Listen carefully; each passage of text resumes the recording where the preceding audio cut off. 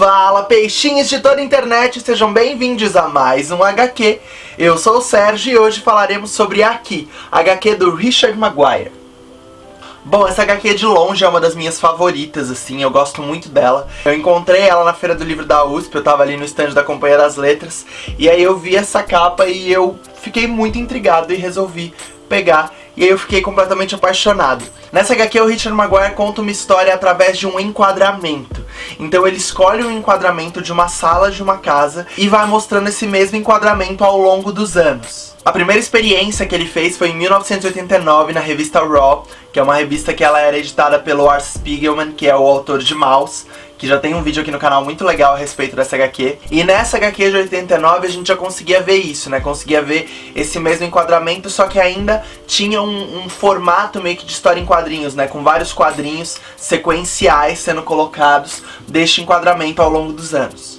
Então em 2014 ele fez essa graphic novel, né? Ele amadureceu essa ideia e construiu esse livro em que cada página dupla é esse enquadramento, né? Então você abre a página, você vê esse enquadramento em um ano, depois você vê em outro, em outro e em outro. Uma coisa que me chama muito a atenção nesse trabalho é como o Richard Maguire, de alguma forma, ele faz com que a gente caminhe pelo tempo, né?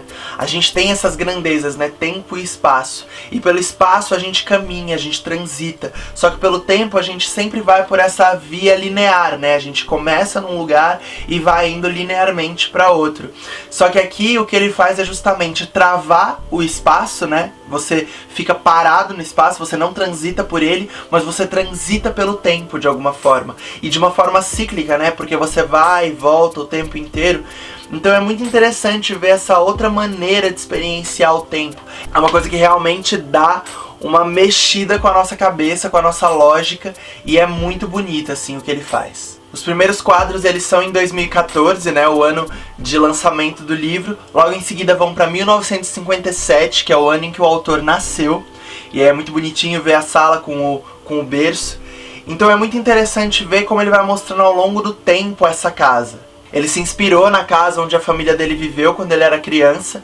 E aí ele ficou nessa pira desses lugares, né? O que aconteceu, todas as coisas que acontecem nesse lugar. E aí ele vai começando a distorcer a nossa visão sobre o tempo. E é muito legal que ele se inspirou bastante na ideia do Microsoft Windows. Porque no Windows é justamente essa ideia do sistema operacional de você abrir várias janelinhas, né? E abas e ir colocando coisas ali, vendo coisas.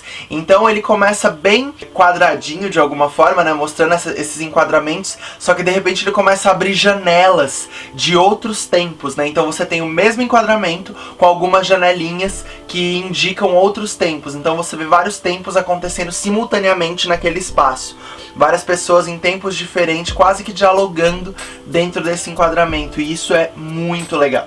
E aí ao longo da HQ ele vai explodindo essa ideia de uma forma que começam a aparecer cada vez mais enquadramentos. E aí ele começa a ir mais pra frente, mais pra trás no tempo. E aí isso vai dando aquela quebrada assim em você, né? Porque aí ele tá lá, aí ele mostra de 57. Quando você inicia essa HQ, você tem a sensação de que vai ler alguma coisa, de que vai ter, vai acompanhar várias gerações de uma família, que vai ter algum tipo de história e etc. Só que aí de repente ele vai te jogando para, por exemplo, 3 bilhões antes de Cristo, joga para uma época em que haviam dinossauros, faz várias brincadeiras visuais muito legais, como por exemplo um dinossauro passando há milênios atrás e de repente nos dias de hoje uma criancinha brincando com um boneco desse mesmo dinossauro, sabe? Aí ele começa a brincar com o futuro também, né? Com como vai ser esse lugar no futuro. E aí você vai começando a experienciar o tempo de uma forma diferente, né? A gente tem esse costume de pensar o tempo de uma forma linear, de ler o mundo dessa forma linear, né, através dessa nossa percepção do tempo. E aí nessa HQ ele dá uma mexida com isso e faz a gente refletir sobre uma série de coisas, assim. E aí é muito legal ver esses personagens do futuro interagindo de alguma forma com uma coisa que está no passado, ou no passado interagindo de alguma forma com algo que está no futuro, ou no que seria considerado o nosso presente. Então é muito louco de como ele articula essas questões. E o que é muito interessante é que é uma HQ que de alguma forma ela não tem um protagonista, né? O protagonista é o espaço, né? É esse enquadramento pelo qual tantas pessoas e tantas experiências vão se passar. Então essa HQ ela não tem uma narrativa que você vai acompanhar com personagens e etc. Ela é mais uma experiência estética e sensível, e é isso que é muito legal nela. Porque como esses personagens não têm nome, como eles não têm uma identidade, até os rostos deles não são tão bem desenhados, né, tão bem definidos, é muito fácil de você se identificar com eles, né, de você identificar pessoas da sua família de alguma forma, de você ir entendendo e especulando quem poderiam ser essas pessoas, né. Então é um trabalho muito mais de experiência para o leitor do que de uma história que o autor gostaria de contar. É muito bacana essa ideia que ele fez de pegar essa casa onde ele cresceu, porque aí ele fez uma grande pesquisa, né, sobre o que era aquele lugar, coisas que aconteceram, e ele descobriu várias coisas, como por exemplo, acho que é na frente da casa dele, tinha a casa que era do filho do Benjamin Franklin, e o Benjamin Franklin visitava ele, então isso aparece em um momento. Existiam comunidades indígenas ali, então ele, numas voltas que ele dá no tempo, ele mostra essas comunidades indígenas passando por ali, e vai bem desconstruindo essa nossa noção de território, essa noção de espaço, né, que a gente tem essa sala, aí de repente ela não tá mais ali, né, ela não existe ainda, aí você vê ela sendo construída, aí você vê também a história da casa que era na frente, que um dia pegou fogo, e aí você vai tendo várias ideias diferentes de como é esse lugar. Vamos agora então para o nosso gráfico de riscos, iniciando pelo risco de paralisia, o risco de você ficar travado por horas na mesma página observando uma arte incrível. Vai uma nota 8 de 10. É muito legal o que ele faz aqui, porque ele vai utilizando também várias técnicas de desenho diferentes ao longo dos tempos, né? Então, dependendo de em qual época você tá, de repente às vezes tem uma técnica diferente de desenho, e é uma HQ que você vai dando aquelas paralisadas pra ver os detalhes do espaço, né, pra entender como que ele tá traduzindo esse ano, essa época, nesse enquadramento. Então realmente é um trabalho que vai te dando aquelas travadinhas pra você conseguir entender, pra você conseguir tentar desvendar alguns detalhes que ele deixa no espaço.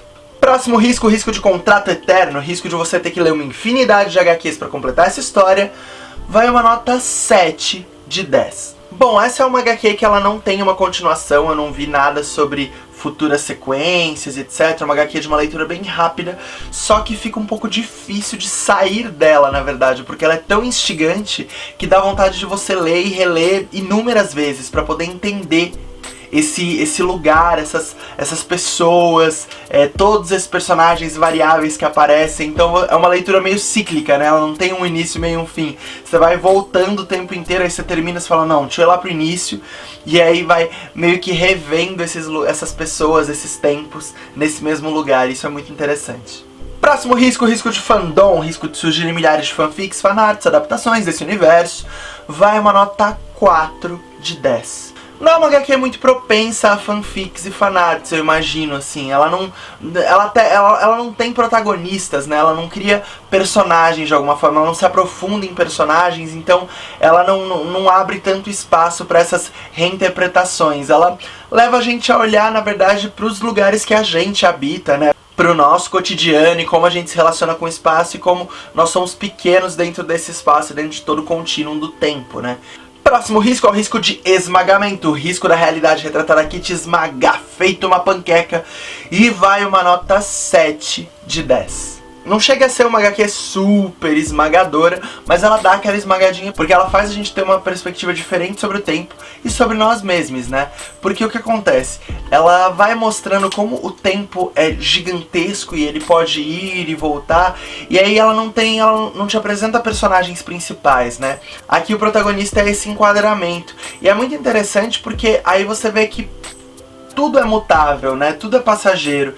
Então essa sala com essa lareira, em algum momento ela vai desaparecer, em algum momento ela não existia ainda, né? Era um outro espaço, outras pessoas habitavam ali, outros seres. Num futuro muito distante isso não vai existir mais também. Então nada é perene, né? Nada é perpétuo. E isso é muito legal. E aí quando ele dá pra gente essa perspectiva do tempo e de como essas pessoas, e como nós mesmos somos pequenos perante isso, pode dar aquela leve esmagadinha, mas é muito interessante poder pensar também na beleza que há nesses pequenos momentos, sabe? No pai erguendo a filha na sala, né? Pequenos momentinhos que são muito minúsculos dentro da narrativa, dentro do livro. O livro é enorme, olha, tipo, é muito grossão mesmo, porque tem muita coisa. Mas ao mesmo tempo a gente tem momentos muito curtos, mas muito significantes, né? Por exemplo, essa mulher olhando pela janela, tipo, o que ela tá pensando, o que aconteceu com ela. Isso tem um tamanho gigantesco dentro dela, por mais que dentro dessa história, desse lugar, da história do universo, isso seja muito pequeno, é um universo, é um mundo, é algo gigantesco ali.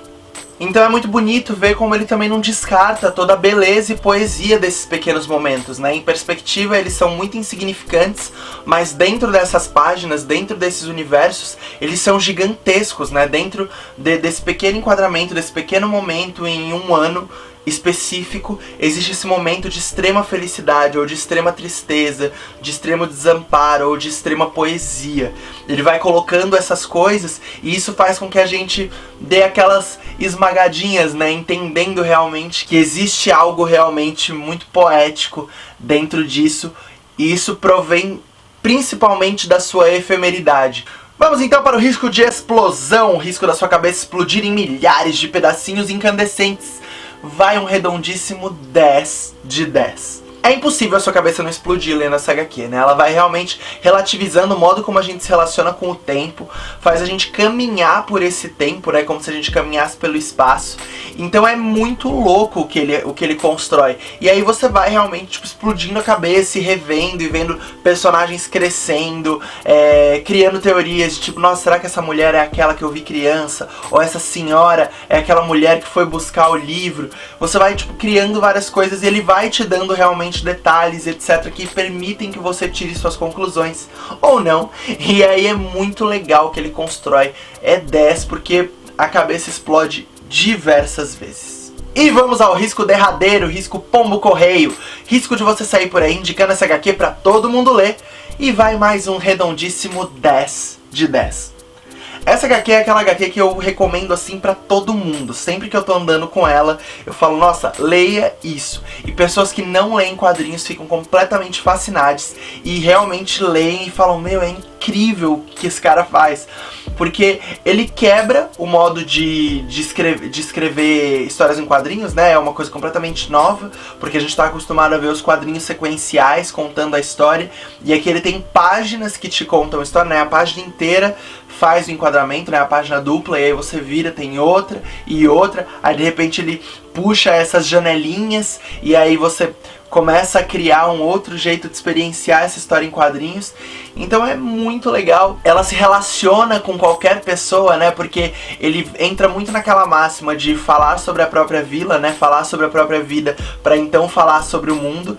E é muito difícil não se reconhecer nesses momentos familiares, com esse lugar e etc. Então é muito bonito que ele constrói aqui, em aqui.